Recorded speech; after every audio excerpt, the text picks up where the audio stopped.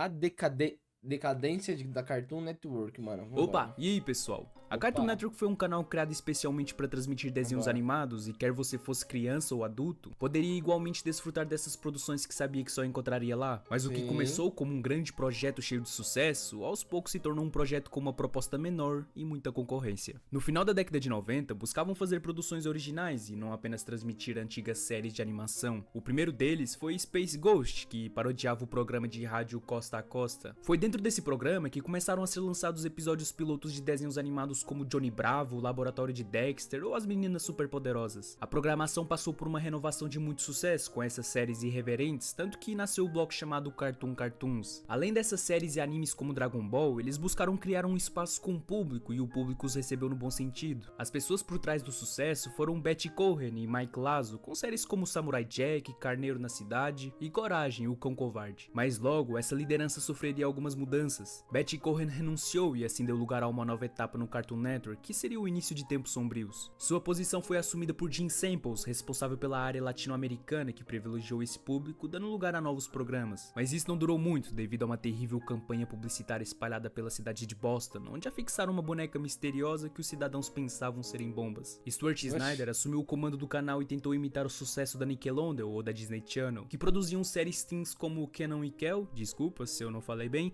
ou Drake e Josh, dedicados a outros públicos. Mas a Cartoon Network sempre tinha sido um canal de desenhos animados, e foi assim que surgiram projetos como Out of Jimmy's Head e Bobby 6, fracassos completos. Isso levou a Snyder à decisão de criar mais de 150 desenhos animados em pouquíssimo tempo. Deixando a qualidade de lado, apenas Ben 10 conseguiu se posicionar como uma série de sucesso, mas foi super explorada na América Latina, enquanto nos Estados Unidos não teve o mesmo sucesso. Mas aí em 2010 surgiram os criadores Quinton e Pendleton Ward, dando vida a apenas um show, Hora de Aventura e Incrível Mundo de Gumball, alcançando um enorme público, sendo a época em que a emissora teve o seu maior pico de audiência. Com um aumento de 2 dígitos em relação a 2011, com isso mantendo sua hegemonia como o canal infantil mais assistido, o Cartoon Network viu seu ibope aumentar ainda mais entre o público na faixa de 2 a 11 anos, 6 a 11 anos e 9 a 14 anos. Os bons resultados não se resumiram apenas na televisão. Na internet, o site da Cartoon se tornou mais visitado por crianças na faixa dos 6 a 11 anos, superando a página da rival Disney Channel. Animado com os resultados positivos, Stuart Snyder fez a seguinte declaração: "Nós estamos extremamente agradecidos ao nosso público por nos ajudar a fazer com que o ano de 2012 fosse um dos mais bem-sucedidos da história de 20 anos do Cartoon Network." Ele completou dizendo: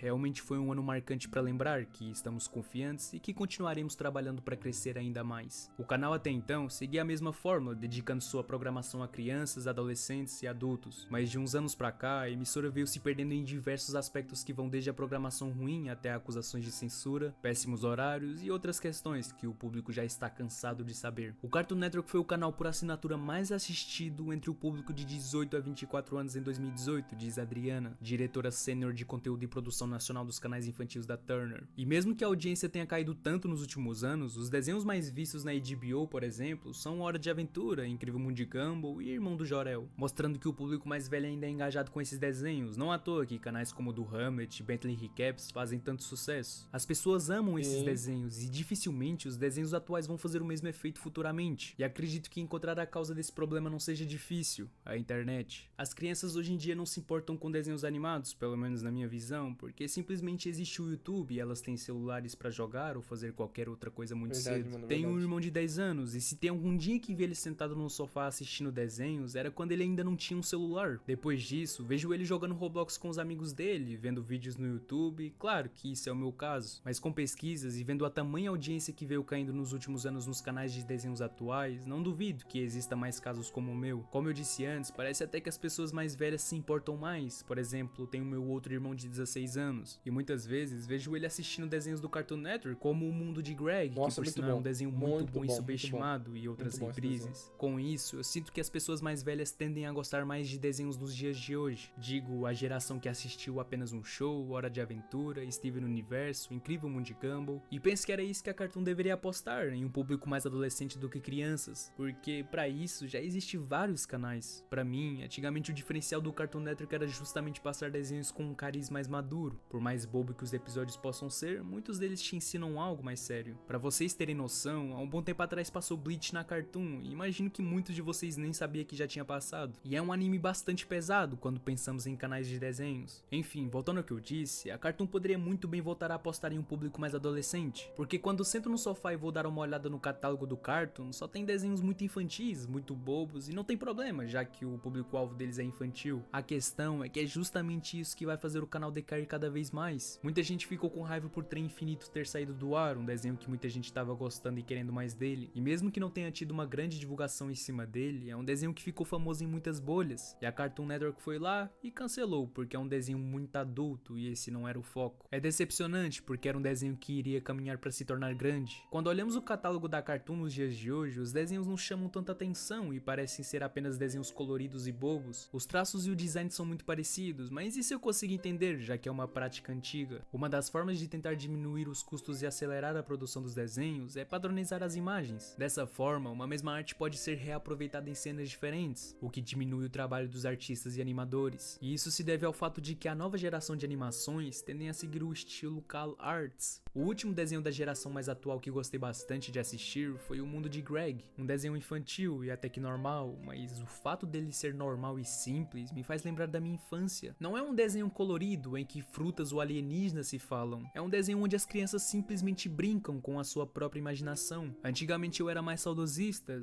porque os desenhos antigos são melhores, mas assistir esse desenho me fez querer dar chances pros desenhos atuais, mesmo que não consiga gostar da maioria deles. As pessoas que reclamam bastante do estilo Cal Arts, saiba que não vai continuar para sempre. O estilo das animações muda constantemente e isso vai continuar acontecendo. O Instituto de Artes da Califórnia e as outras escolas de artes ao redor do mundo continuaram inovando e testando novas técnicas e formas de contar uma história. Não dá para saber se ainda vai surgir um desenho fora da curva que fará tanto sucesso que servirá de inspiração para uma nova era de animações. O que sabemos é que essa mudança virá, seja ela boa ou má, e caso surja, eu duvido muito que vá ser memorável. De qualquer forma, torço bastante para que a Cartoon Network faça desenhos tão grandiosos quanto já fez um dia. O lado positivo é que esses desenhos do passado que tanto amamos não irão embora. Ainda mais na era dos streaming, sempre poderemos assistir aquelas animações que marcaram a nossa época e também mostrar às gerações mais novas aquilo que a Cartoon Network já foi um dia.